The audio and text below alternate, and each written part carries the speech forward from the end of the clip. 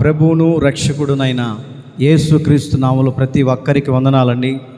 చేరికూడి వచ్చిన అందరికీ వందనాలు తెలియపరుస్తున్నాను. ఈ రాత్రికాల సమయంలో ఒక చక్కటి వర్తమానాన్ని మనం తెలుసుకొనబోతున్నాం. ఏమిటి వర్తమానం అంటే, ప్రభు బలలో పాలు పంపులు పొందే మనం పరీక్షించుకోవాలి. మన జీవితంలో ఒక పరీక్ష అనేది మనకు కనపడుతూ ఉండాలి. ప్రభు బల అంటే ఏదో ఆచారపూర్వకంగా మనం తీసుకోకూడదు. చాలా చోట్ల నా ప్రియ దేవుని బిడ్డలారా, ప్రభు బలలో పాలు పంపులు పొందే వాళ్ళు ఏదో చిల్లిగా చులకనగా ఏదో ఆయన ఇస్తున్నాడు మేము తీసుకుంటున్నాము అన్నట్లుగా చాలామంది నామకార్థ స్థితిగతుల మధ్యలో ప్రభు బలలో పాలు పంపులు పొందుతూ ఉంటారు.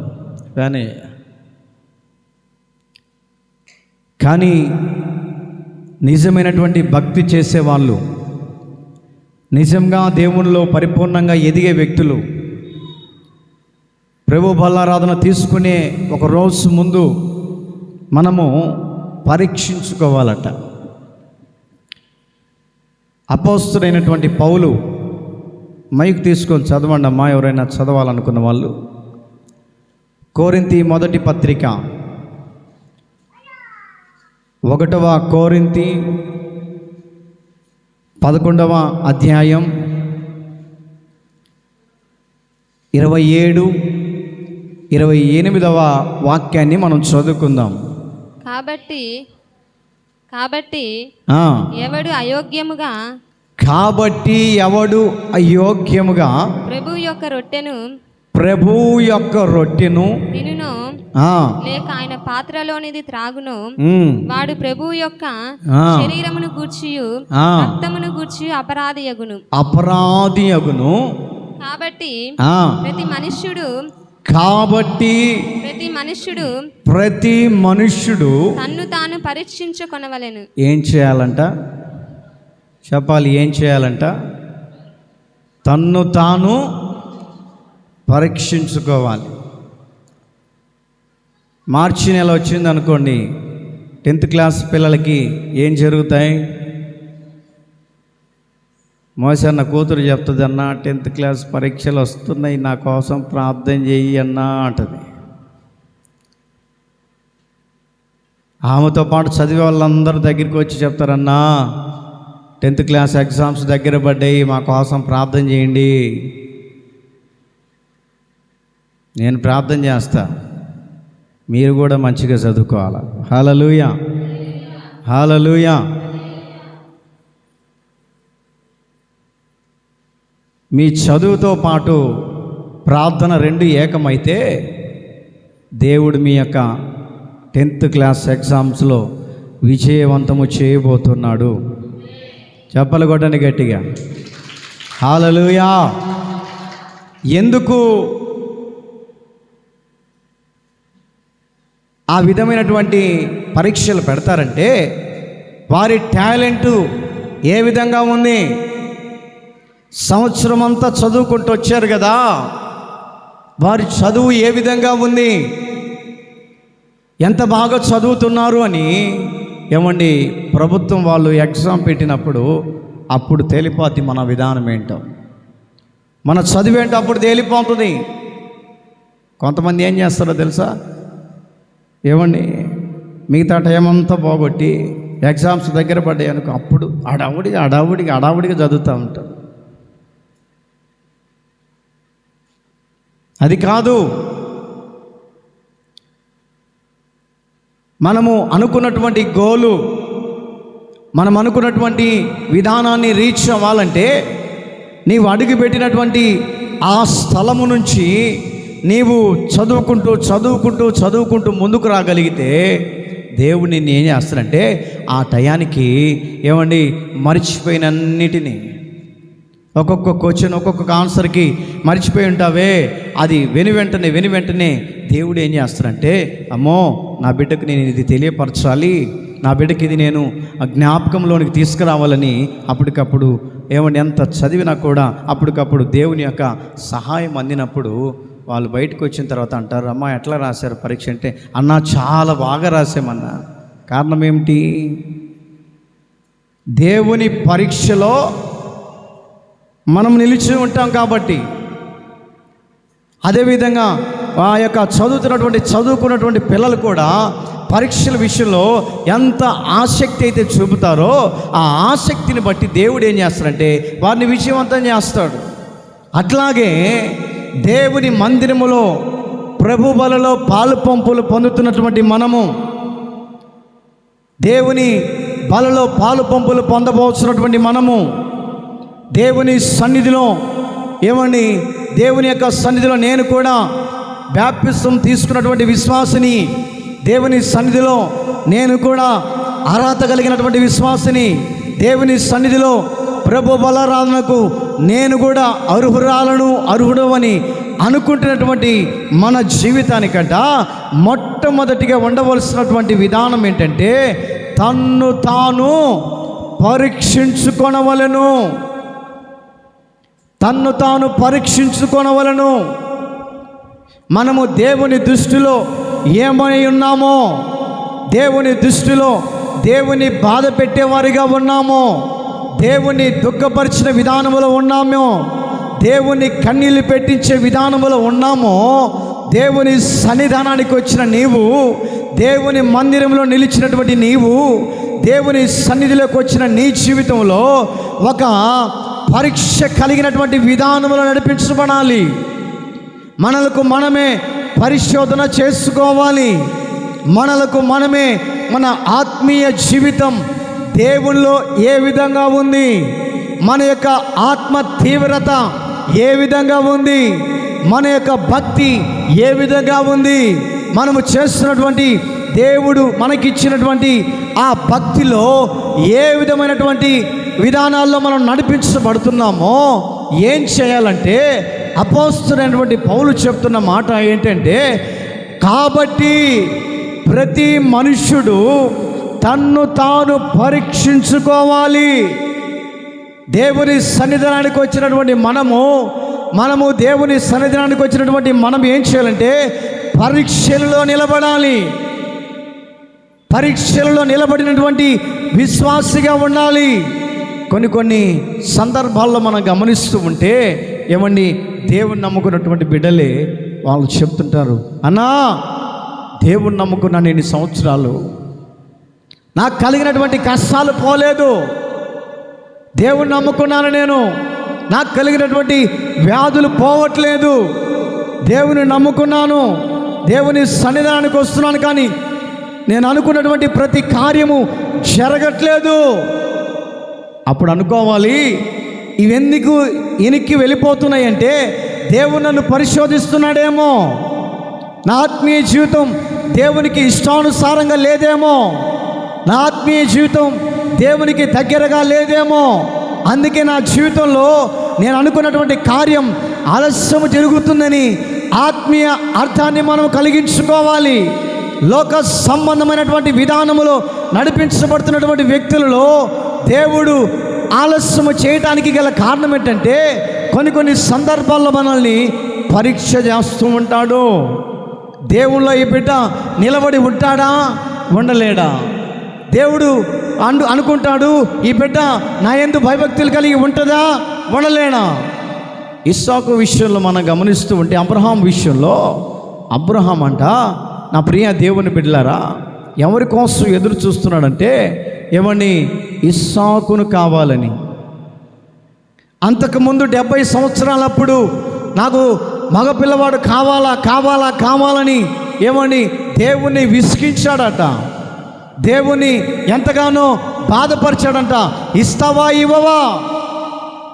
సరే, ఇంతగానో నువ్వు విసిగిస్తున్నావు కాబట్టి ఇదిగో నీ సంతానములో ఒకరిని నేను నీకు ఇవ్వబోతున్నాను. వాడు ఎవడు అని అంటే అడవి గాడిద స్వభావం కలిగిన వాడంట. ఎవడంట? అడవి గాడిద. ఎవరితను?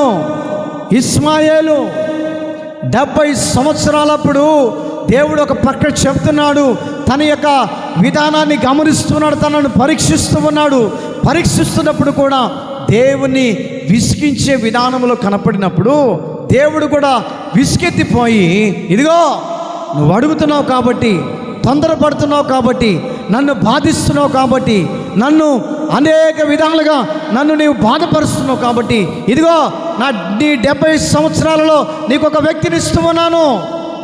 బైబిల్లో రాయబడినటువంటి మాట గమనిస్తూ ఉంటే ఆ వ్యక్తి ఎవరయ్యా అంటే అడవి గాడిద స్వభావం కలిగిన వాడు.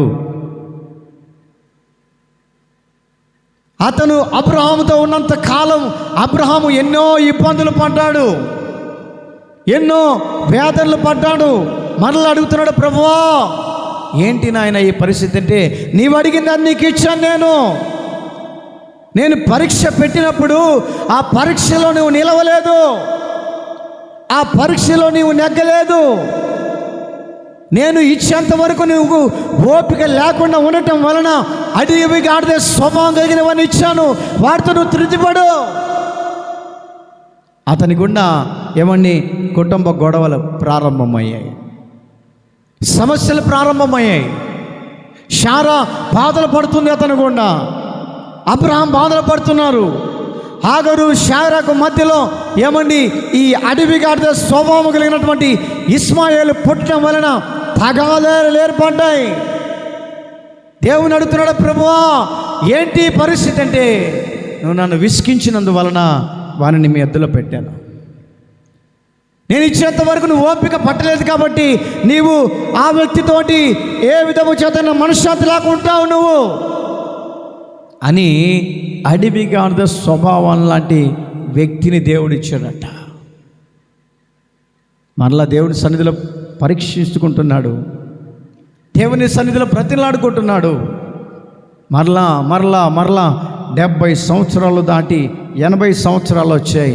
80 సంవత్సరాలు దాటి ఏమండి 85 90 సంవత్సరాలు వచ్చినప్పుడు ఇంకా బ్రతిలాడుకుంటున్నాడు. అయ్యా నీవు నన్ను పరీక్షిస్తున్నావు, నీవు నన్ను పరిశోధిస్తున్నావు, నేను పరీక్షలలో నిలబడతాను, నెగ్గుతానని దేవుని సన్నిధిలో 100 సంవత్సరాలు వచ్చేంత వరకట ఏమండి దేవుని సన్నిధిలో నిరీక్షణ కలిగి ఉన్నాడట. హల్లెలూయా, హల్లెలూయా. నిరీక్షణ కలిగి ఉన్నాడు. ఎప్పుడైతే అబ్రహాం విషయంలో దేవుడు అతని నిరీక్షణను గమనించాడో 100 సంవత్సరాల తర్వాతట ఆడికి వయసు అంతా ఉడికిపోయింది, ముఖమంతా ముడతలు పడిపోయాయి. శారా చూస్తే గర్భము దాల్చే ఓపిక కూడా లేక ఎంతో బాధలు పడుతున్నటువంటి పరిస్థితుల మధ్యలో దేవుడు చెప్తున్నాడు, అబ్రహాం నేను పెట్టిన పరీక్షలలో నీవు పాస్ అయ్యావు కాబట్టి నీ ఇంటిలో నేను నవ్వు కలగ చేస్తున్నాను. చెప్పలగొట్టు గట్టిగా హల్లెలూయా. నీ ఇంట్లో నేను నవ్వును కలగజేస్తున్నాను. ఇప్పటి వరకు వేదనతో నీవు ఇస్మాయిల్ ద్వారా వేధించబడ్డావు, నిందించబడ్డావు, అవమానించబడ్డావు, పరీక్షలలో నెగ్గలేని స్థితుల మధ్యలో కృంగిపోయావు. నేను ఇచ్చేంత వరకు నీవు ఓపిక కలిగి పరీక్షలలో నీవు పాస్ అయ్యావు కాబట్టి నీ ఇంట్లో నేను నవ్వును కలగజేస్తున్నాను. ఆ నవ్వు ఎవరయ్యా అంటే ఇస్సాకుకు సాదృశ్యంగా కనపడుతుంది. హల్లెలూయా. ఎప్పుడైతే ఇస్సాకును దేవుడు ఆ కుటుంబంలో ఇచ్చాడో ఏమండి అప్పుడు ఆ కుటుంబంలో నవ్వు వచ్చిందట. ఆత్మీయ జీవితంలో నడిపించబడుతున్నటువంటి దేవుని బిడలు దేవుని సన్నిధానానికి వచ్చి నన్ను పరీక్షించమని దేవుని సన్నిధిలో అడుక్కోవాలి. ప్రభు బల్ల అంటే ఏమని ఆశామాషిగా తీసుకోకూడదు. అందుకే ముందు ఒక మాట చదివించాను, ఎవరైతే ప్రభు బలలో అయోగ్యంగా చేయి వేస్తారో డాష్ మీరే పూర్తి చేసుకోండి. దేవుని బలలో పాలు పంపులు పొందేవాళ్ళు అయోగ్యమైనటువంటి స్థితిగతుల మధ్యలో ఉండకూడదు, సమాధానముతో నింపబడాలా. దేవుని బలలో పాలు పంపులు పొందే ప్రతి విశ్వాసి దేవుని సన్నిధిలో మనస్ఫూర్తిగా మన భక్తి ఏ విధంగా ఉందో దేవుని సన్నిధిలో టాలీ చేసుకోవాలి, పరీక్ష చేసుకోవాలి. ఒకవేళ ఎదుటి వ్యక్తులతో అసమాధానంగా ఉన్నప్పుడు మనం ఏం చేయాలంటే వారి దగ్గరికి వెళ్ళి క్షమాపణ అనే మాటను మనం కలిగి ఎప్పుడైతే నడిపించబడతామో, ఆమె ఎప్పుడైతే ఆ క్షమాపణ అనే మాట ఎదురు పడినప్పుడు, ఎదురుగా వారు మాట్లాడుకున్నప్పుడు వారిలో ఉన్నటువంటి కోపమట వెళ్ళిపోతుంది, వారిలో ఉన్నటువంటి ద్వేషం వెళ్ళిపోతుంది, వారిలో ఉన్నటువంటి కుతంత్రాలని వెళ్ళిపోయి ఇద్దరి మనసులు కలిసినప్పుడు అప్పుడే ఒక సంతోషాన్ని దేవుడు మనకిస్తాడు. అందుకని అయోగ్యంగా నువ్వు పాలు పంపులు పొందితే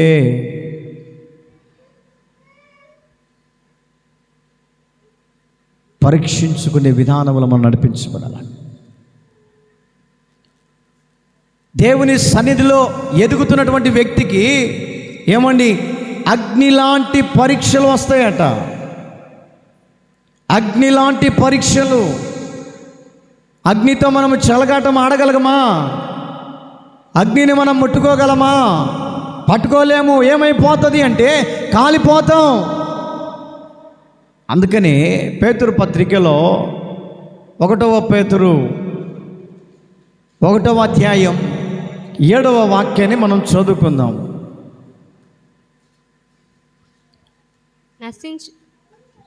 చదువు. నశించిపోవు సువర్ణము అగ్ని పరీక్ష వలన శుద్ధపరచబడుచున్నది కదా. దానికంటే అమూల్యమైన మీ విశ్వాసము ఈ శోధనల చేత పరీక్షకు నిలిచినదై యేసుక్రీస్తు ప్రత్యక్షమైనప్పుడు మీకు మెప్పును మహిమయు ఘనతయు కలుగుటానికి. చాలండి. అక్కడ రాయబడినటువంటి మాటను మనం గమనిస్తూ ఉంటే, నశించిపోతున్నటువంటి సువర్ణము అగ్ని పరీక్ష వలన శుద్ధపరచబడుతుంది. పరీక్షకు నిలిచినటువంటి వారు అగ్ని పరీక్ష అనంటే అక్కడ రాయబడినటువంటి మాటను గమనిస్తూ ఉంటే, నశించిపోతున్నటువంటి వారు సువర్ణము అగ్ని పరీక్ష వలన. సువర్ణము అనంటే నా ప్రియ దేవుని బిడ్డలారా, బంగారానికి సాదృశ్యంగా కనపడుతూ ఉంది. బంగారాన్ని మనం గమనించామనుకోండి, ఏమండి కొట్లల్లోనికి మన దగ్గర ఉన్నటువంటి బంగారము నల్లగైపోయో, ఏమండి దాని టైం అయిపోయో తీసుకెళ్ళి కొట్లల్లో మనం వేసినప్పుడు వాడు ఏమండి ఆ యొక్క 5,000కు ఉండవలసినటువంటి రేటు 3,000 ఇస్తాడు. ఎందుకు అని అంటే, అయ్యా ఇది దీని సర్వీస్ అయిపోయింది, దీని పని అయిపోయింది అని కల్లిబుల్లి మాటలు నీకు చెప్పి వాటిని తీసుకొని ఆ వ్యక్తి ఏం చేస్తాడో తెలుసా? బంగారం తయారు చేసే వ్యక్తి ఏం చేస్తాడో తెలుసా? దాన్ని తీసుకొని ఏమని అగ్నిలో వేస్తాడంట. అగ్నిలో వేస్తాడు. ఆ అగ్నిలో వేసినప్పుడు ఆ యొక్క బంగారం అగ్నిలో వేసినప్పుడు ఆ బంగారం అగ్నిలో కాల్చబడుతున్నప్పుడు ఆ బంగారంలో ఉన్నదే ఏమని మలినము, ఆ బంగారంలో మస్టు ఉన్నదే, ఆ బంగారంలో ఆ యొక్క చేదైనటువంటి విధానం ఉన్నదే, ఆ బంగారంలో మట్టితో కూడినటువంటి మలినం ఉన్నదే. ఎప్పుడైతే ఆ బంగారాన్ని తీసుకుని వెళ్ళి అగ్నిలో వేస్తాడో ఆ యొక్క మస్టు మలినమంట వేరైపోతుందంట. హల్లెలూయా, హల్లెలూయా. వేరైపోయి అసలైనటువంటి బంగారం, మిలమిల మెరిసే బంగారం బయటికి రాగలుగుతుంది. కారణం ఏమిటి? అగ్ని పరీక్షలలో ఆ బంగారము నిలిచి ఉంది. అలాగునే దేవుని నమ్ముకున్నటువంటి బిడ్డలు, దేవుణ్ణి ఆశ్రయిస్తున్నటువంటి ప్రజలు, దేవుణ్ణి నమ్ముకొని దేవుడే నాకు గురి అని, దేవుడే నాకు నమ్మకమని, యేసయ్యే నాకు దిక్కని నమ్ముకొని ఎవరైతే భక్తి మార్గంలో నడిపించబడతారో, పరీక్షలలో నిలిచి ఉంటారో ఆ వ్యక్తిని తీసుకొని వెళ్ళి అగ్ని పరీక్ష దేవుడు పెడతాడంట. కొన్ని సందర్భాల్లో ఈ వ్యక్తిలో ఉన్నటువంటి భక్తి నిలకడగా ఉందా, తాత్కాలికంగా ఉందా? అని కొన్ని సందర్భాల్లో చిన్న శ్రమను తీసుకొచ్చి పెడతానంట. చిన్న అనారోగ్యాన్ని తీసుకొచ్చి పెడతాడంట. ఆ భక్తిలో నీవు అనారోగ్యంతో ఉన్నటువంటి నీవు దేవుని సన్నిధిలో సువర్ణంగా మార్చబడుతున్న నీవు, దేవుని సన్నిధిలో పాలు పంపులు పొందుతున్న నీవు, దేవుని సన్నిధిలో మంచి మనస్సాక్షితో ఉన్న నీవు, దేవుని సన్నిధిలో నేను కూడా విశ్వాసిని, దేవునితో పాటు నేను కూడా వెళ్ళాలి, దేవుని బలలో పాలు పంపులు పొందాలని అనుకుంటున్నావే, ఆ అనుకుంటున్నటువంటి ఆ భక్తిని బట్టి దేవుడు మనల్ని ఏం చేస్తాడంటే అగ్ని పరీక్షలు పెడతాడంట. అగ్ని పరీక్షలు పెడతాడు. ఆదివారం పూట ప్రార్థనకు వచ్చేటప్పుడే అగ్ని పరీక్ష. ఏమిటా పరీక్ష? అప్పుడే చుట్టాలు వస్తారు. ఏందక్క బాగున్నావా? సంకుల బైబిల్ పెట్టుకొని ప్రార్థనకు పోదాం అనుకున్న సమయానికి చుట్టాలు ఎదురుగా వస్తారు. అప్పుడు మనం ఏం చేయాలి? వాళ్ళని వదిలిపోయినామా భక్తి మార్గం నుంచి దూరం అయిపోతాం. ఒకవేళ వాళ్ళని పట్టించుకోకుండా దేవుని మందిరానికి వచ్చినామా, చూడు మా అక్క అంత దూరం నుంచి వస్తే కనీసం ఇంటికి కూడా తీసుకుపోలేదు. దేవుని నమ్ముకున్నటువంటి బిడ్డలకు ఒక అగ్ని లాంటి పరీక్షలు. దేవుని నమ్ముకున్నటువంటి బిడ్డలకు దేవుడే కొన్ని సందర్భాలలో పరీక్ష పెట్టినప్పుడు ఆ పరీక్షలలో మనం ఏం చేయాలంటే నెగ్గేవారిగా ఉండాలి. ఇదేం చేస్తుంది నన్ను? ఈ అనారోగ్యం ఏం చేస్తుంది నన్ను? ఈ రోగం నన్ను ఏం చేస్తుంది? ఈ బలహీనత నన్ను ఏం చేస్తుంది? మందిరానికి పోదాం. అపవాది అనే సాతాను ఆ సమయాన్నే బలహీనత పెడుతుంది, ఆ సమయాన్ని కృంగదీస్తుంది. అబ్బా ఏం ప్రార్థనకు పోదులేబ్బా, కాసేపు కళ్ళు మూసుకొని పండుకోరాదు, ఏం పోకపోతే ఏమైంది, వారం పోయేదేగా. అగ్ని పరీక్ష. ఏం పోకపోతే పాస్టర్ గారు ఏం అడగడు కదా, కాసేపు పడుకొని నిద్రమో అని నీలో చిన్న బలహీనత పెట్టి నిన్ను చిన్నగా నిద్రపుచ్చుతాడు. 10 నిమిషాలు వండుకొని లేద్దాం అనుకున్న నీవు 1:30 దాటిపోతుంది. అప్పటికే పాస్టర్ గారు ఆశీర్వాదం ఇస్తూ ఉంటాడు. మన తండ్రి అయిన దేవుని ప్రేమ ఒరే అప్పుడే అయిపోయింది ప్రార్థన. ఎందుకంటే నీ భక్తిని కొన్ని సందర్భాల్లో అపవాదైనటువంటి సాతాను పరీక్షిస్తాడు. నీ భక్తిని కొన్ని సందర్భాల్లో దేవుని దృష్టిలో నీ భక్తి ఏ విధంగా ఉందో ఆ దేవుడు కూడా మనల్ని పరీక్షిస్తున్నప్పుడు అపవాది పరీక్ష ఏ విధంగా ఉంటుందో, దేవుని పరీక్ష ఏ విధంగా ఉంటుందో ఆలోచన చేయాలి. ఆలోచన చేసి దేవుడు పెట్టే పరీక్షలో మనము నెగ్గేవారిగా ఉండాలి. అపవాది పెట్టినటువంటి పరీక్షలలో మనం ఫెయిల్ అయినా బాధ లేదు. అపవాది పెట్టినటువంటి పరీక్షలో మనం ఫెయిల్ అయినా దేవునికి దగ్గర అయితే సరిపోద్ది. కానీ దేవుడు పెట్టినటువంటి పరీక్షలోట మనము నెగ్గేవారిగా ఉండాలి. అందుకనే బైబిల్ అనేటువంటి మాటను గమనిస్తుంటే అగ్ని లాంటి పరీక్షలు నీకు కలుగుతున్నప్పుడు ఆ పరీక్షల విషయములు నీవు నీ భక్తిని శుద్ధి చేసుకోవాలి. ఉదయాన్నే లేచి మనం ఏం చేస్తాం? రాత్రి తిన్న అన్నం ప్లేట్లన్నీ కడుక్కోమా? కడుక్కుంటాం. కడుక్కోకపోతే సామాన్లన్నీ వాసన వచ్చేస్తాయి. సామాన్లన్నీ అశుభ్రంగా ఉంటే చుట్టాలు చూసిన వాళ్ళందరూ ఏంటి వీళ్ళు శుభ్రంగా లేరు, ఈ కుటుంబము ఆ పాత్రలను అట్లాగే ఉంది అని చెప్పేసి వాళ్ళు నోట్లో కొనుక్కొని వెళ్ళిపోతారు. అట్లాగే దేవుని నమ్ముకున్నటువంటి బిడ్డ కూడా దేవుని విషయంలో పరిశుభ్రతను కలిగి ఉండాలి.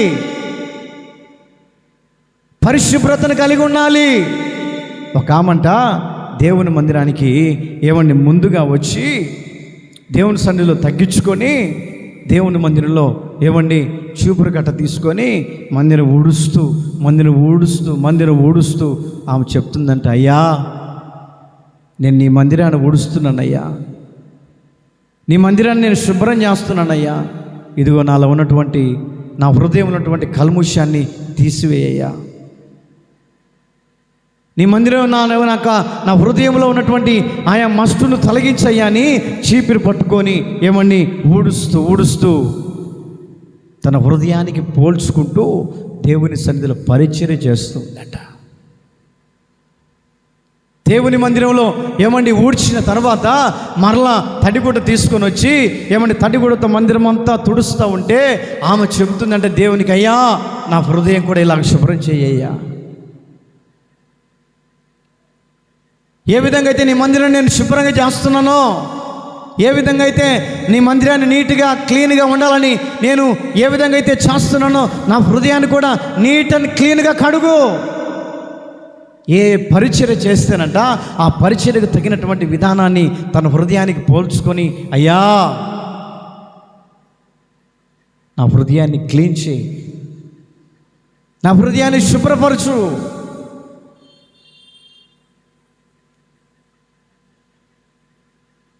శుభ్రం చేసిన తర్వాత మందిరంలో సాంపలు వేస్తున్నప్పుడు ఆమె చెప్తుందంట, అయ్యా నీ మందిరంలో విశాలమైన హృదయాన్ని నాకు ఇవ్వయ్యా. ఏ విధంగా అయితే నీ మందిరంలో సాపలు పరుస్తున్నానో ఆ సాపలు ఏ విధంగా అవుతున్నాయో అటువంటి విశాలమైన హృదయాన్ని నాకు ఇయ్యి. కారణం ఏమిటి అనంటే, తనకు కలిగినటువంటి భక్తిని బట్టి, తనకు కలిగినటువంటి ఆ దేవుని యొక్క పరిచర్యను బట్టి గర్వించకుండా తన్ను తాను తగ్గించుకొని దేవుని సన్నిధిలో పరీక్ష చేసుకుంటుంది.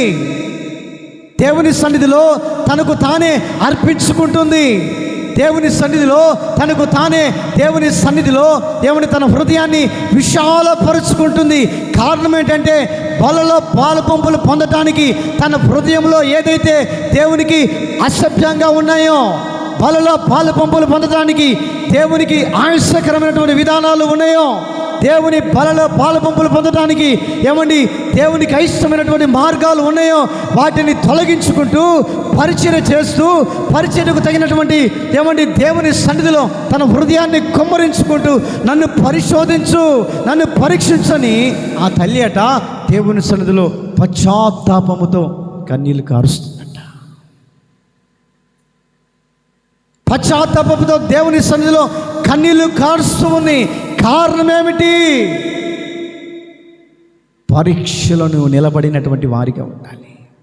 ఏ విధంగా అయితే బంగారాన్ని తీసుకొని వెళ్ళి అగ్నిలో వేస్తారో, ఆ అగ్నిలో బంగారం ఏ విధంగా అయితే మెరుస్తూ ఉంటుందో, ఆ విధముగా నీలో ఉన్నటువంటి మస్సును తొలగించడానికి, నీలో ఉన్నటువంటి దుర్మార్గతను కొట్టివేయటానికి పరిశుద్ధాత్మ దేవుడు నీలో నిలిచి, పరిశుద్ధాత్మ దేవుడు నీలో క్రియ చేసి, ఏ విధము చేతనైనా దేవునికి అయిష్టమైనటువంటి కార్యములు తీసివేయటానికి, ఏ విధము చేతనైనా నీలో ఉన్నటువంటి దుర్మార్గతను కొట్టివేయడానికి, దేవునికి అయిష్టమైనటువంటి అసభ్యమైనటువంటి మార్గాలు కొట్టివేయడానికి పరిశుద్ధాత్మ దేవుడు మనలో ప్రవేశించి మనల్ని పశ్చాత్తాప కన్యలతోటి, మనల్ని పశ్చాత్తాప హృదయంతోటి తయారు చేయగలిగినటువంటి సామర్థ్యత ఎవరికి ఉందంటే పరిశుద్ధాత్మ దేవుడికి. హల్లెలూయా, హల్లెలూయా. ఎవరైతే పరిశుద్ధాత్మ నింపుదలలో నడిపించబడతారో, ఎవరైతే పరిశుద్ధాత్మను కోరుకుంటారో, ఎవరైతే పరిశుద్ధాత్మ నాలోనికి రమ్మని, నాలోనికి దిగి రమ్మని అన్ని భాషలతో ఎవరైతే మాట్లాడతారో, ఆ పరిశుద్ధాత్మ దేవుడు మనలో నివసించి మనలోనికి వచ్చి నీలో ఉన్నటువంటి అయిష్టమైనటువంటి కార్యములు ఏం చేస్తాడంటే దేవుడు తొలగిస్తాడు. దేవుడు ఇలాంటి ప్రతి క్రియలు తొలగించి ఏ విధము చేతనైనా నిన్ను పరిశుద్ధులుగా నిలబెట్టడానికి, ఏ విధము చేతనైనా నిన్ను అర్హులుగా నిలబెట్టడానికి, ఏ విధము చేతనైనా బలలో చేయటానికి నీకొక అర్హతనివ్వటానికి పరిశుద్ధాత్మ దేవుడు మనల్ని ఏం చేస్తాడంటే పరిశోధిస్తూ ఉంటాడు, పరిశోధిస్తూ ఉంటాడు. అందుకని అక్కడ రాయబడినటువంటి మాటలు గమనిస్తూ ఉంటే, నశించిపోవు సువర్ణము అగ్ని పరీక్ష వలన శుద్ధపరుచుతున్నది కదా. మనలో పరీక్షలు ఎందుకు వస్తున్నాయంటే, ఏ విధము చేతనైనా నిన్ను శుద్ధిగా చేయడానికి, ఏ విధము చేతనైనా నిన్ను దేవుని బలలో పాలు పంపులు పొందటానికి, అర్హునిగా చేయటానికి, అర్హురాలుగా చేయటానికి దేవుడు మనల్ని శుద్ధి చేస్తుంటాడు. దేవుడు మనల్ని శుద్ధి చేస్తున్నప్పుడు దేవునికి మనం ఏం చేయాలంటే అప్పగించుకోవాలి. పరిశుద్ధాత్ముడా నాలోనికి రాయ్యా, నాలోనికి దిగిరయ్యా, నాతో మాట్లాడయ్యా, నన్ను పరిశుద్ధపరచయ్యా.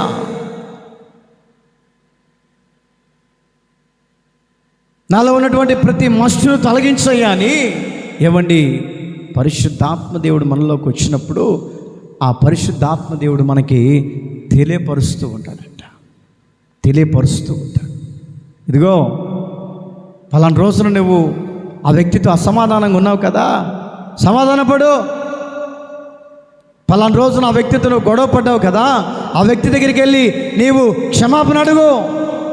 పలానా వ్యక్తులతో నువ్వు అసభ్యంగా మాట్లాడావు కదా, ఆ వ్యక్తి దగ్గరికి నువ్వు వెళ్ళి దేవుని మనస్సును ధరించుకున్నటువంటి వ్యక్తివై, దేవుని ప్రేమను ధరించుకున్నటువంటి వ్యక్తివై, దేవుని వెలుగులో నడిపించబడుతున్నటువంటి వ్యక్తివై నీవు ఏం చేయాలంటే క్షమాగుణాన్ని మనం ధరించుకోవాలి.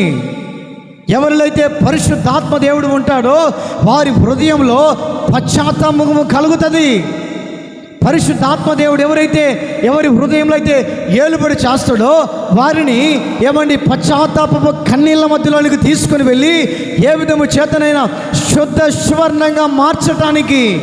అందుకనే భక్తుడు దైవజనులు యేసన్న గారు రాశాడు, శోధించబడిన మీదట నేను సువర్ణమై మారెదను, నేను వెళ్ళే మార్గము నా యేసుకే తెలియును, నేను వెళ్ళే మార్గము నా యేసుకే తెలియును, శోధించబడిన మీదట నేను సువర్ణమై మారెదను, శోధించబడిన మీదట నేను సువర్ణమై మారెదను. హల్లెలూయా హల్లెలూయా హల్లెలూయా ఆమేన్ ఆమేన్. హల్లెలూయా హల్లెలూయా హల్లెలూయా ఆమేన్. హల్లెలూయా హల్లెలూయా. పరిశుద్ధాత్మ దేవుడు మనలో క్రియ చేస్తున్నప్పుడు ఏమండి దేవునికి అయిష్టమైనటువంటి విధానాలు ఉన్నప్పుడు దేవుడు తెలియపరుస్తాడు. హలో బ్రదర్, ఎదుటి వారితో సమాధానంగా ఉన్నావా? హలో సిస్టర్, సహోదరి సహోదరుడా, ఎదుటి వారితో నీవు ఎలాగున్నావు? అందుకనే ఈ శుద్ధీకరణ కూటం జరుపుతున్నాం. ప్రభు బలలో పాలు పంపులు పొందేటప్పుడు ఒకరోజు ముందుగా ఎందుకు దేవుని సన్నిధిలో మనం గడపాలంటే ఏమండి ప్రభు బలలో తీసుకునేటప్పుడు అయోగ్యంగా మనం పాలు పంపులు పొందకూడదట.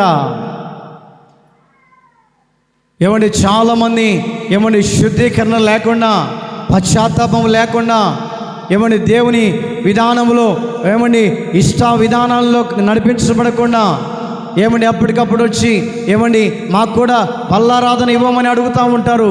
మాకు ప్రాబ్లం లేదు, ప్రార్థన చేసుకొని ఇస్తామయ్యా, నీ బిడ్డలకి నేను బలారాధన ఇస్తున్నాను, వారి మీద ఉన్నటువంటి దోషం నా మీద నా కుటుంబం మీదకి రానివ్వకుండా ఉంచు అని ఏమండి కన్నీళ్ళు కాల్చుకొని దేవుని సన్నిధిలో ఏమండి ప్రార్థన చేసుకొని మంచి మనస్సాక్షితో ఇస్తున్నప్పుడు తీసుకునే నీవు మంచి మనస్సాక్షి నీకు ఉండాలి. అందుకని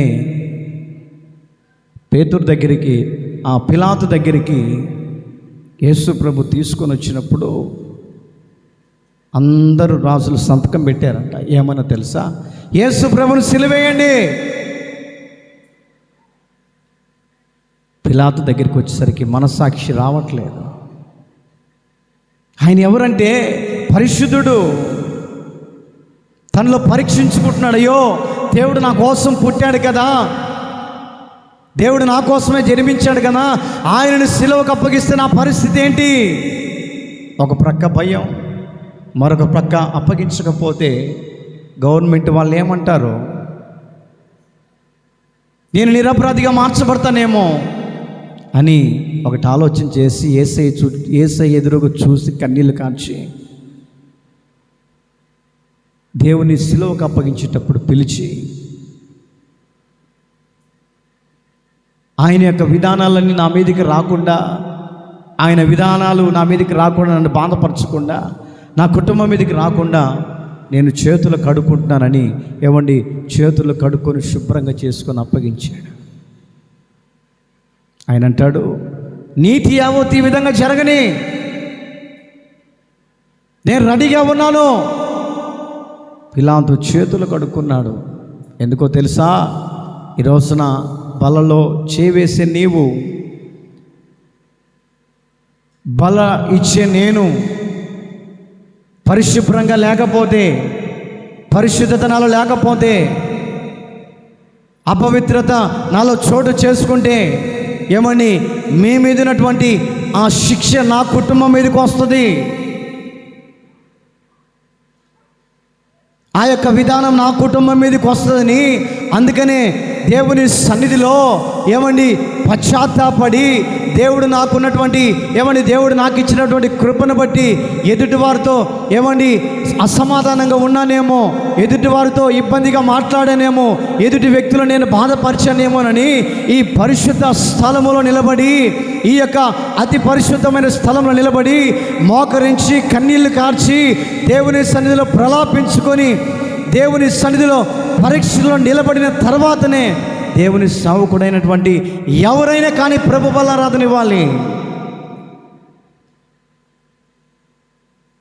అయోగ్యంగా నేనైనా పాల్గొంటే శిక్ష నా మీదకి వస్తుందంట. నీ మీద ఉన్నటువంటి శిక్ష నా మీదకి వస్తుందంట. అందుకనే దేవుని సేవకుడు, దేవుని యొక్క ఉద్దేశంలో నిలిచిన సేవకుడు అన్ని పరీక్షలో నిలిచిన వాడై ఉండాలి. దేవుని నమ్ముకున్నటువంటి విశ్వాసి కూడా దేవుడు పెట్టినటువంటి పరీక్షలలో నిలిచి, దేవుడు అనుగ్రహించినటువంటి విధానంలో నిలిచి, ఏ విధంగా అయితే బంగారము శుద్ధ సువర్ణంగా మార్చబడుతుందో అదేవిధంగా ఆత్మీయ జీవితంలో నడిపించబడే వ్యక్తి శుద్ధ సువర్ణంగా మార్చబడి, శుద్ధునిగా మార్చబడి, నిష్కలంకులుగా మార్చబడిన తర్వాత దేవుని బలలో పాలు పొందినప్పుడు ఆ నెలంతా మనకి ఏం చేస్తుందో తెలుసా? ఆరోగ్యాన్ని దేవుడు ఇస్తాడు. ఒకవేళ చిన్న చిన్న శోధనలు వస్తాయి, చిన్న చిన్న అనారోగ్యాలు వస్తాయి, చిన్న చిన్న బాధలు వచ్చినప్పటికీ కూడా ఆ బాధలన్నీ, ఎందుకంటే దేవుడు ఏం చేస్తాడంటే బలలో పాలు పంపులు పొందినటువంటి నీవు, దేవుని సన్నిధిలో శుద్ధుడిగా మార్చబడ్డ నీవు, పరీక్షలో నిలబడినటువంటి దేవుడు నీవు పడుతున్నటువంటి బాధలు చూసి ఆ బాధలు తొలగించడానికి నీ దగ్గరికి వస్తాడంట. కారణం ఏంటో తెలుసా? దేవుని బలలో మనస్ఫూర్తిగా నమ్మకంగా దేవుని సన్నిధిలో చేవేసావు కాబట్టి బలలో. అందుకని తన్ను తాను ముందుగానే పరీక్షించుకోవాలి, తన్ను తాను పరీక్షించుకోవాలి. అందుకనే ఒక విశ్వాసి బంగారానికి పోల్చబడుతూ ఉన్నాడు. బంగారం ఏ విధంగా అయితే అగ్నిలో కాల్చబడుతుందో, అగ్ని పరీక్షల మధ్యలో విశ్వాసి నిలిచి ఉండాలని, అగ్ని పరీక్షలో దేవుని ఎదుట నిష్కలంకులుగా నిలబడటానికి, దేవుని ఎదుట పరిశుద్ధమైన సంఘంగా నిలబడటానికి, దేవుని ఎదుట నిష్కలంకుడిగా నిలబడి ఏ విధము చేతనైనా దేవుని రాకడ వచ్చేంత వరకు నీవు దేవుని సన్నిధిలో పరిశుద్ధుడిగా ఉండటానికి మనం ఏం చేయాలంటే పరీక్షలో నిలబడినటువంటి వారిగా ఉండాలి. పరీక్షలో నిలబడినటువంటి వారిగా. కొరింథీ 2వ పత్రికలో 13వ అధ్యాయం 5వ వాక్యాన్ని మనం చదువుకుందాం. 2వ కొరింథీ పత్రిక 13:5వ వాక్యం.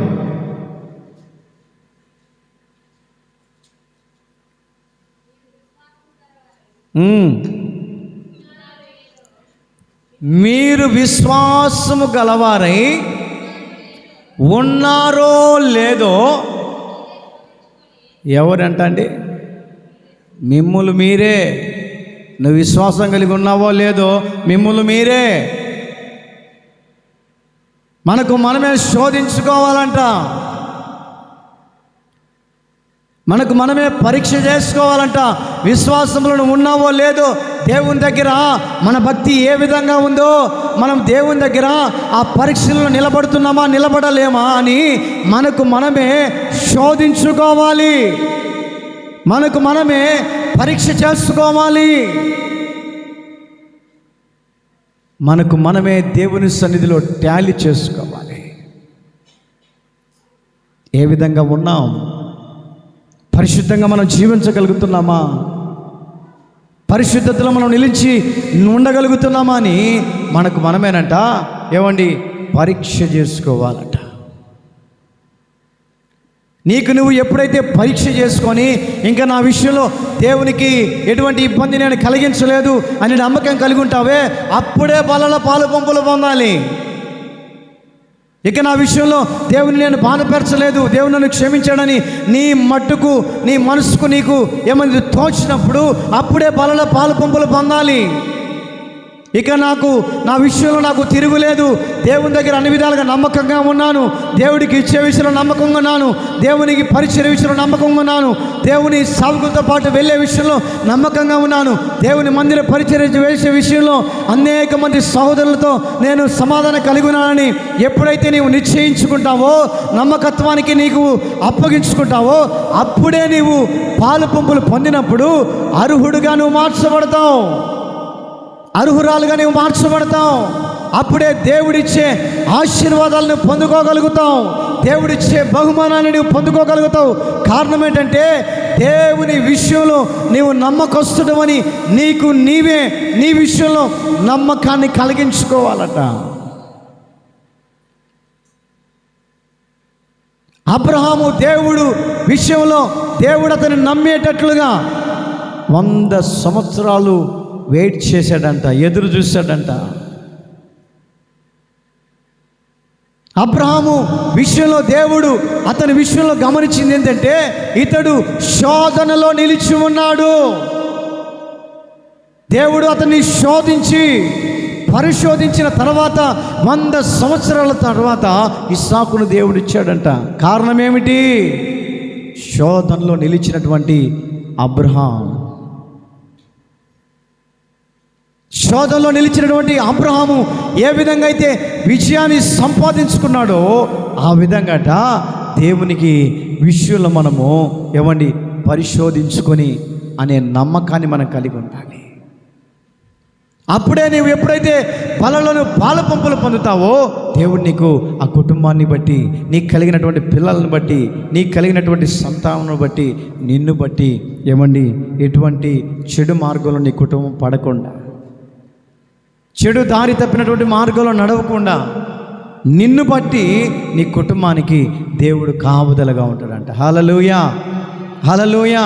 ఒకవేళ పిల్లలు దారి తప్పిపోతున్నప్పటికీ కూడా నువ్వు చేస్తున్నటువంటి ప్రార్థన ఉందే, దేవుని సన్నిధిలో నువ్వు పరీక్షించుకున్నటువంటి విధానం ఉందే, దేవుని సన్నిధిలో కన్నీళ్లు కార్చి దేవుని సన్నిధిలో ప్రలాపించినటువంటి విధానం ఉందే, ఆ కన్నీటి ప్రార్థనే నీ పిల్లలకు క్షేమాధారంగా నిలిచి, కాపుదలగా నిలిచి, అపాయాలు కలగకుండా, శోధనలో పడకుండా, ఏమండి లోకంలో పడకుండా ఆ కన్నీటి ప్రార్థన నీకు ప్రారకారంగా నిలిచి ఏ విధము చేతనైనా పడిపోకుండా దేవుని సన్నిధిలో నిలబెట్టగలిగినది నీ కన్నీటి ప్రార్థన. హల్లెలూయా, హల్లెలూయా.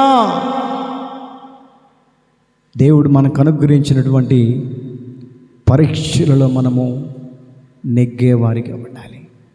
రెండవదిగా మనం గమనిస్తూ ఉంటే కొరింథీ మొదటి పత్రిక 11:25 వాక్యాన్ని చదువుకుందాం. 11:25 మైక్ పెట్టినాయన. ఆ ప్రకారమే భోజనమైన పిమ్మట ఆయన పాత్రను ఎత్తుకొని ఈ పాత్ర నా రక్తము వలనైనా క్రొత్త నిబంధన, మీరు దీనిలోనిది త్రాగునప్పుడల్లా నన్ను జ్ఞాపకము చేసుకొనుటకై. ఎవరిని జ్ఞాపకం చేసుకోవాలండి? ఎవరిని జ్ఞాపకం చేసుకోవాలా? దేవుని జ్ఞాపకం చేసుకోవాలా. మొదటిగా చెప్పాను, దేవుడు పెట్టిన పరీక్షలలో నువ్వు నిలబడి పాస్ అవ్వగలిగితే నిన్ను దేవుడు అర్హుడిగా చేస్తాడు. రెండవదిగా అక్కడ రాయబడినటువంటి మాటను గమనిస్తూ ఉంటే, మీరు దీనిలోనిది త్రాగునప్పుడల్లా నన్ను జ్ఞాపకం చేసుకొనుడి. ఏమని జ్ఞాపకం చేసుకోవాలి? ఆయనను ఏమని జ్ఞాపకం చేసుకోవాలి? ఏమండి, యేసుక్రీస్తు ఈ భూమి మీదకి ఎందుకు వచ్చాడు అని అంటే, మనం చేసినటువంటి అతిక్రమాలు ఉన్నాయే. యేసుక్రీస్తు ఈ భూమి మీదకి ఎందుకు వచ్చాడంటే, మనం చేసినటువంటి పాపాలు ఉన్నాయే. యేసుక్రీస్తు ఈ భూమి మీదకి ఎందుకు వచ్చాడంటే, మనము చేసినటువంటి అసభ్యమైన కార్యాలు ఉన్నాయే, వాటన్నిటినీ తన భుజము మీద వేసుకొని, వాటన్నిటినీ తన భుజం మీద వేసుకొని, ఏ విధము చేతనైనా నీకు కలిగినటువంటి పాప భారమును తొలగించి, నీకున్నటువంటి ఆ బరువును తీసివేసి, కుట్రనే బరువును తీసివేసి, పాపమనే బరువును తీసివేసి, నీ హృదయాన్ని తేలిక చేయటానికి నువ్వేం చేయాలంటే ఆయనను జ్ఞాపకం చేసుకోవాలి.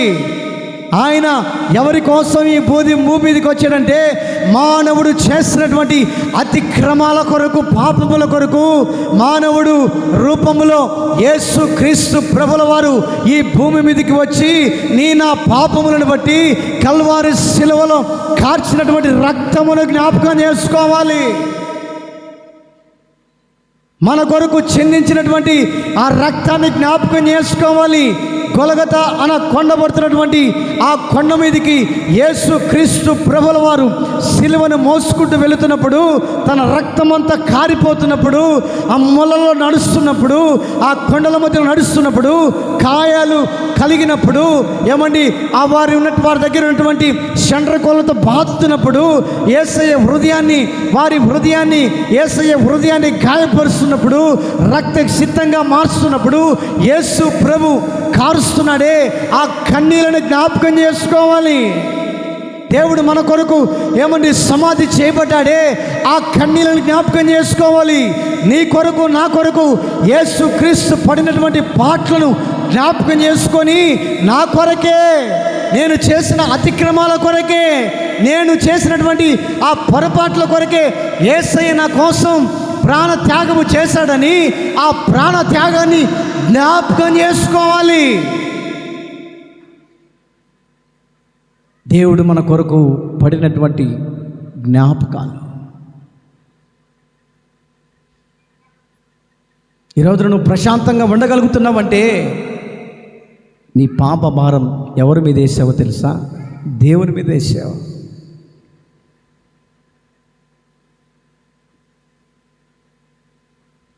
పాప భారం మోస్తున్నటువంటి సమస్త జనులారా అంటున్నాడు, నా యొద్దకు రండి, నీ పాప భారం ఏంటో నా మీదవే. నీవెంతటి బరువుతో బాధపడుతున్నా కూడా, సమస్యలనే బరువుతో బాధపడుతున్నా కూడా, వ్యాధులనే బరువుతో బాధపడుతున్నా కూడా, కష్టాలనే బరువుతో బాధపడుతున్నా కూడా, కన్నీళ్ళనే బరువుతో బాధపడుతున్నా కూడా, అవమానాలనే బరువుతో బాధపడుతున్నా కూడా, ఏ పాప భారమైనా కూడా నా మీద నువ్వు వేయగలిగితే నేనేం చేస్తానో తెలుసా? విశ్రాంతిని కలగజేస్తాను. నేను నీకు విశ్రాంతిని కలగజేస్తాను. భూమి మీద నువ్వు స్వతంత్రుడిగా నడవటానికి, స్వతంత్రురాలుగా ఉండటానికి, నీ భారాన్ని నా మీద ఎప్పుడైతే వేస్తావో ఆ భారాన్ని నేను మోయటానికి సిద్ధముగా ఉన్నాను. ఆ భారం విషయంలో దేవుడు మన కొరకు ఆ భారాన్ని వేసుకున్నటువంటి విధానాన్ని జ్ఞాపకం చేసుకోవాలి.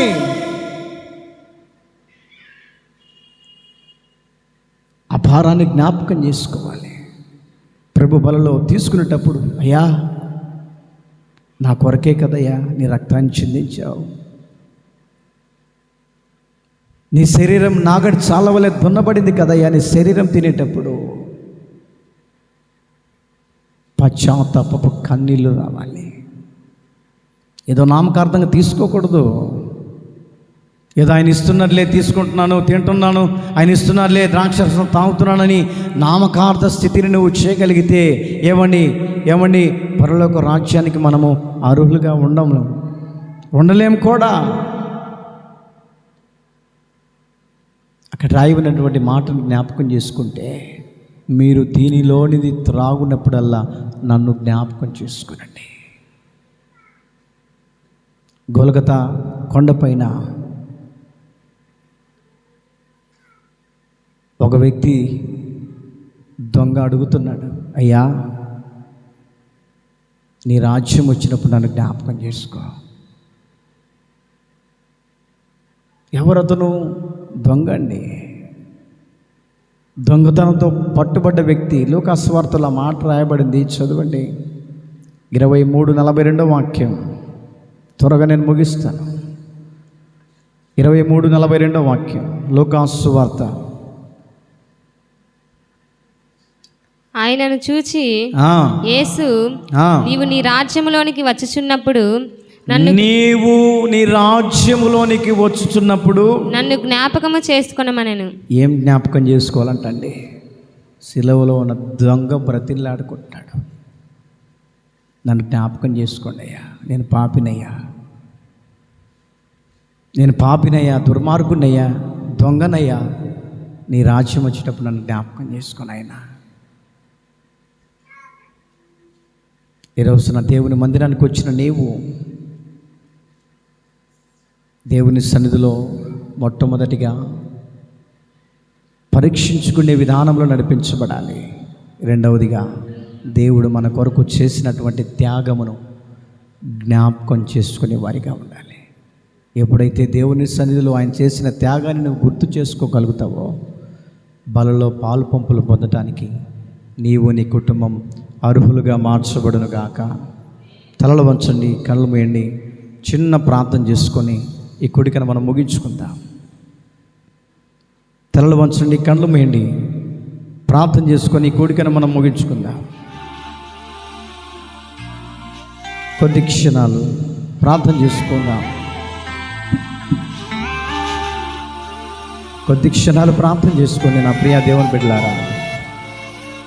దేవుని సన్నిధిలో ప్రార్థన చేసుకుందాం. రేపటి దినాన బలలో పాలు పంపులు పొందబోతున్న నీవు ఒక మంచి మనసాక్షి నీలో కలిగేటట్లుగా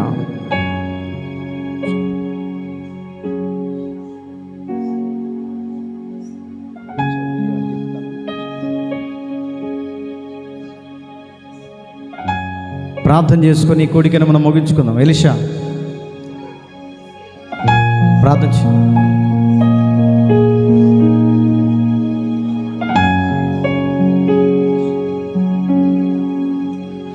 స్తోత్రం స్తోత్రం స్తోత్రం స్తోత్రం స్తోత్రం. మహోన్నతుడా, మహాగణుడా, కృపా సత్య సంపన్నుడా, నీకు స్తోత్రము తండ్రి. యేసయ్యా, నువ్వు ఎంతైనా నమ్మదగిన దేవుడు, కృప చూపుటకు ఐశ్వర్యవంతుడైన దేవా, నీకు స్తోత్రమయ్యా. తల్లి మరచినా తండ్రి మరచినా నేను మరువని దేవుడు అంటున్నావయ్యా, నీకు స్తోత్రం. పగలు మేఘస్తంభము, రాత్రి అగ్నిస్తంభమై తోడుగా ఉండి నడిపించే దేవా, నీకు స్తోత్రము తండ్రి. పోయిన శనివారం నుంచి ఈ శనివారం వరకు చక్కటి ఆరోగ్యాన్ని, క్షేమాన్ని మీరు కలుగచేసి నీ సన్నిధిలో ప్రభ ఈ విధంగా స్తుతించే భాగ్యాన్ని మీరు మాకు కలుగచేసి ఉన్నారయ్యా, నీకు స్తోత్రము తండ్రి. పాటల ద్వారాగా, వాయిద్యముల ద్వారాగా నీ నామాన్ని మీరు మహిమ తెచ్చుకొని ఉన్నారయ్యా, నీకు స్తోత్రము తండ్రి. ఇదిగో ప్రభ, నీ సావుకు నిలబెట్టుకొని ప్రభు కూడి వచ్చిన మాతో ప్రత్యేకమైన రీతిలో మీరు మాట్లాడి ఉన్నారయ్యా, నీకు స్తోత్రము తండ్రి. మేము పరిశోధించబడాలని ప్రభు, పరిశోధనలో మేము నిలిచి ఉండాలని తండ్రి నువ్వు మాట్లాడి ఉన్నారయ్యా, నీకు స్తోత్రము తండ్రి. అబ్రహాం అయితే ప్రభు నీ పరిశోధనలో ప్రభ నిలిచి ఉన్నాడయ్యా, నీకు స్తోత్రము తండ్రి. అలాంటి అనుభవాలలో మేము నడిపించబోటకు నీ కృపను మీరు కలుగచేయండి.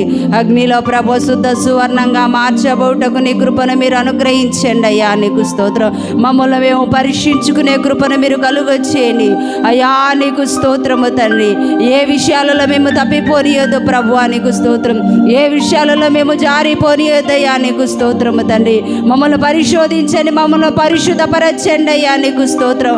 మమ్మల్ని మేము పరీక్షించుకునే కృపను మీరు కలుగచేయండి అయ్యా. తగ్గించుకొని దీనత్వం, దీన మనస్సు కలిగి నడిపించబోటకు నీ కృపను మీరు కలుగచేయండి అయ్యా, నీకు స్తోత్రము తండ్రి.